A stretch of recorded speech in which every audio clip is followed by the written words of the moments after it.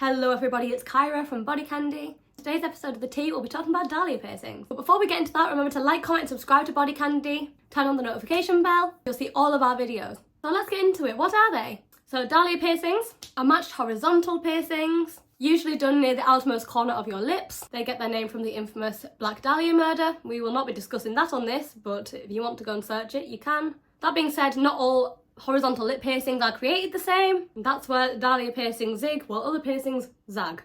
They come with their own healing process and their own set of risks, which you definitely need to know if you're considering getting them yourself. So let's go for the healing process first. It's not a straightforward process by any means. Generally, one gets a piercing and it swells, and then the swelling goes down and it heals. Dahlias, on the other hand, have a very up and down healing process. Quite literally, they swell a lot more than your standard lip piercing. Then they very slowly come down. And because the initial swelling is so intense, you have to use bars that are a heck of a lot longer than your standard lip piercing bars. Because the swelling goes down so slowly, you'll have to get your bars changed and shortened accordingly, which means quite a lot of trips to the piercer. But even the simple act of changing the jewellery can cause more swelling, as with a number of other things like spicy food, allergies, the weather.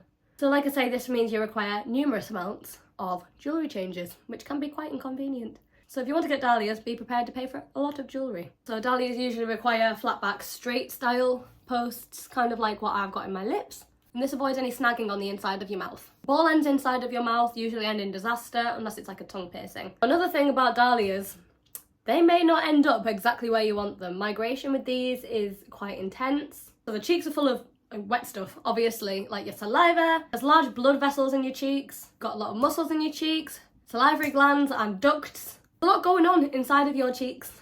That means your piercer has to find a spot that is ideal to not mess with any of those things. You also need to look at your teeth and make sure the jewellery isn't going to damage them, and to make sure the piercings don't constantly get chomped when you're trying to eat. So because of all these factors, dahlias do tend to migrate quite a lot. Like I said before, they may not end up exactly where you wanted them. And because dahlias have a larger gauge jewellery than your standard lip piercings, the scars can be quite unsightly. It should be a 14 or 12 gauge typically. This makes them a lot more stable, but in turn, scarring will be more noticeable.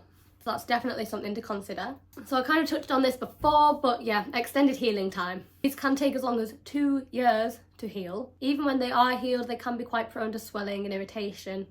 Think about how much movement goes through your mouth on an average day. Your piercings are going to be quite unhappy for a while. They are a long-term commitment that should not be taken lightly. Obviously, dahlias also come with all the issues that standard lip piercings come with too. It can cause gum loss and dental damage, just like any other lip ring. In conclusion, this is not supposed to discourage you from getting dahlia piercings, but I'd highly recommend that you have a lot of piercings already and really know how to look after a piercing before getting these. Let's face it, they look so cool, and your body is yours to do what you please with. We just want to make sure you have every single fact before embarking on this journey, because trust me, it will be a journey. And not only the good parts of it, everyone needs to know the risks associated with these piercings. Make sure you go to a really good piercer to make sure that you are eligible for these piercings. Dahlias are great piercings if you can physically, anatomically and financially commit to them. I hope this video helped. Remember to like, comment and subscribe to BodyCandy. I'll see you on the next video.